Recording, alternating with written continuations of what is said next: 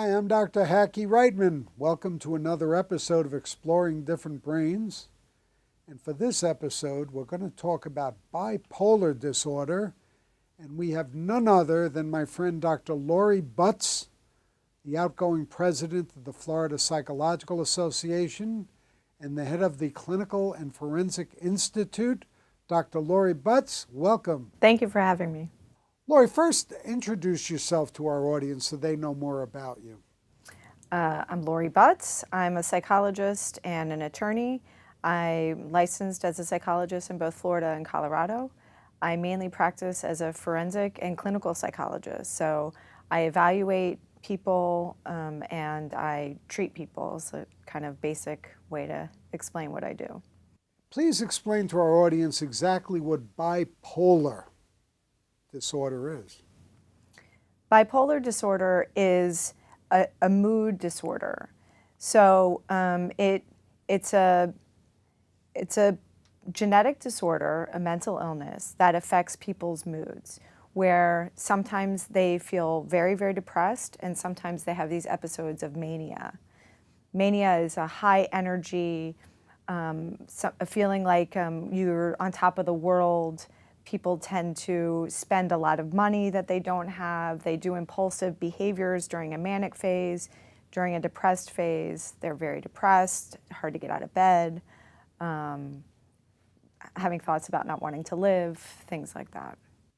I've been accused of being hypomanic. Right. The late, great Dr. John Spencer, Right. who you worked with extensively, told me that I was hypomanic. And when I looked it up, I said, you know, you're right. And I like hanging around hypomanic people. We're like delusional. We think we can do anything. And we get all excited about it. And we laugh about a lot of stuff and we make no sense. What did I leave out? Well, with hypomania, it's actually, if you can keep it under control, it actually serves a good function. So we know that a lot of successful people tend to be hypomanic because they have less energy, their brains work faster, they're personable. So CEOs of companies, people that are successful, tend to have that little extra edge where they don't require as much sleep as other people. They can multitask, they can get things done, but they're also a pleasure to be around, like yourself. But sometimes, you know, it's all in balance. So when it's in balance, it can be a positive thing where it makes you have confidence and feel like you can do whatever. It gives you that extra boost. Sometimes in bipolar disorder and mania, it goes off the rails where it can become delusional, seriously delusional, really impact people's lives, cause people to go bankrupt because they feel like they have this never ceasing amount of money. So again, you know, we talk a lot about spectrums. So on the spectrum, it's whether or not that is causing a problem in someone's life. So when we talk about bipolar, we're talking about extremes this way and extremes that way. Correct. Okay. How does it fit into the broader category of mood disorders? In other words, where is it on the pecking order? And give us some examples of other mood disorders. So bipolar disorder would probably be one of the most insidious mood disorders, meaning it causes a significant amount of impairment when people have these mood swings and they have these problems. Other types of mood disorders would be depression. So depression is part of bipolar disorder, but people that have depression, they don't have that mania. They don't experience that. So, and there's a type of mood disorder where there's kind of this underlying depressive belief system that doesn't rise to the level of depression, but is kind of always there, where somebody just is, maybe you would recognize them as somebody who's very pessimistic, always seeing the negative, feeling like the world's against them, and that would be another type of mood disorder. So bipolar disorder is it causes more hospitalizations, more interference with somebody's life than other disorders. I mean, depression's up there as well. It's Sure. pretty significant. And how do we treat it once we diagnose it? So bipolar disorder is actually a highly treatable disorder. We have good medications. I'm not a psychiatrist, but there are good mood stabilizer medications that remediate bipolar disorder to the point where someone may not appear symptomatic if they take their medication.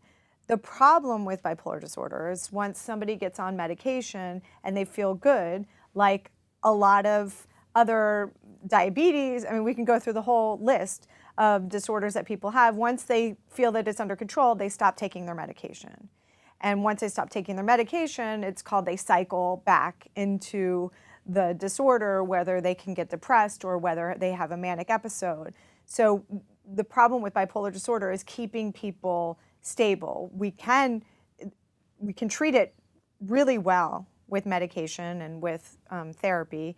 And that's where the psychologists come in to remind the person that they do have this disorder and they need to take their medication on a long-term basis and support them while they're taking their medication so that this is part of, you help make the person understand that this is part of their life, this is part of their daily routine, and they need to take the medication just as somebody with diabetes needs to take medication, somebody with high blood pressure, those types of, it's a treatable disorder. Are there any kinds of entities that get confused with bipolar disorder? Sure. There's personality disorders that get confused with bipolar disorder. And certainly depression and hypomania can be confused with bipolar disorder. There are, schizophrenia can be confused with bipolar disorder, or just people with high energy. They may have high energy, be very driven. Some people don't require a lot of sleep and they don't have hypomania. The most confusing, the two disorders that get confused the most are borderline personality disorder and bipolar disorder. When you just described how bipolar can be treated successfully with a combination of medications on the one hand in balance with therapy, this sounds like the perfect kind of thing that we hope that psychologists and psychiatrists are working together on. Could you comment on that? It's so important for psychiatry and psychology to be working together with people with major mental illness, especially with bipolar disorder, because psychiatry has a mood stabilizing medication, works very well with people with bipolar disorder. And psychologists help maintain that person during the periods of time where they're stable or where they're not stable, where they need to remind them to take their medication or maybe something needs to be adjusted. So the psychologist can, on a weekly or monthly basis, monitor how the person's doing, see what's going on, see if they're becoming symptomatic and need to go back to the psychiatrist. So a treatment team approach is really essential and so helpful for the Is it more prevalent in males or females? Oh, I don't know.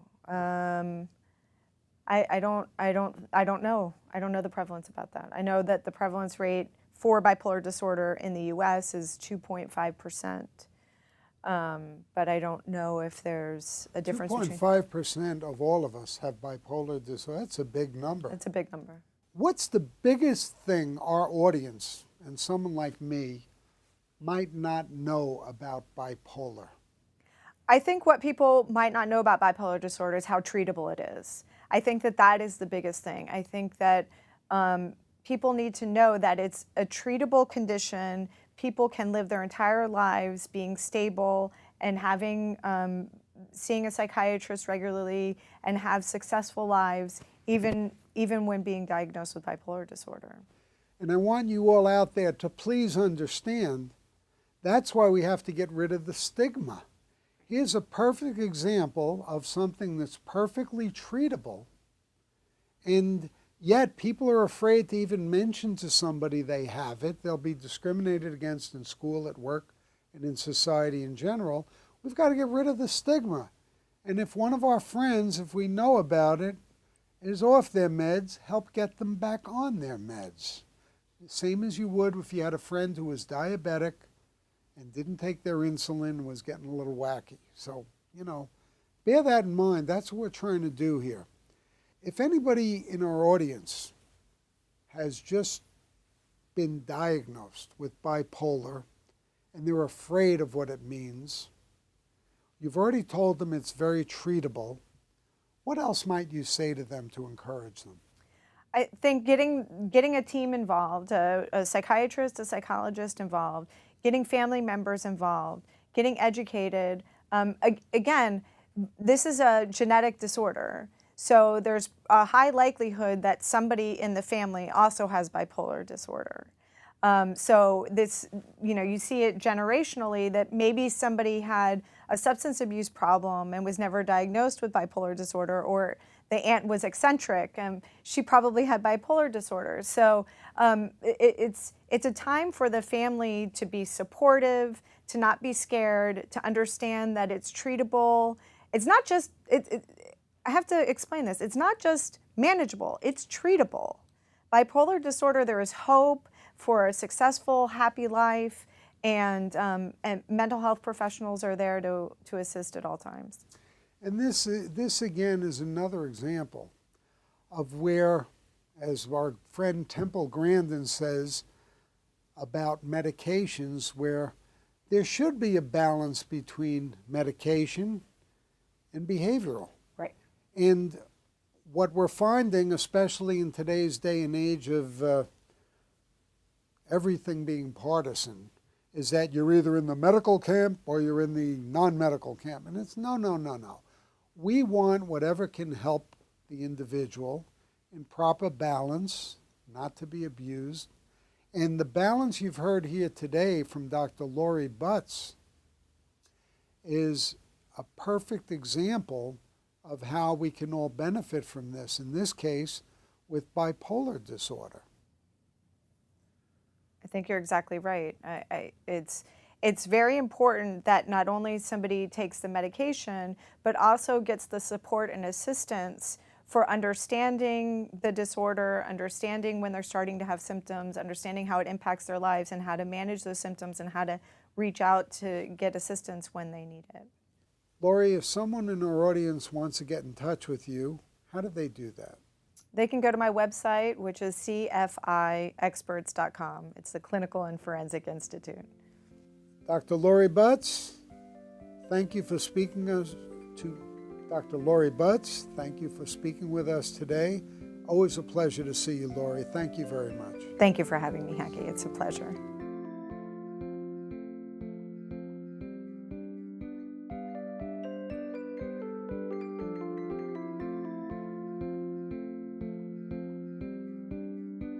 For more information, visit us at differentbrains.com.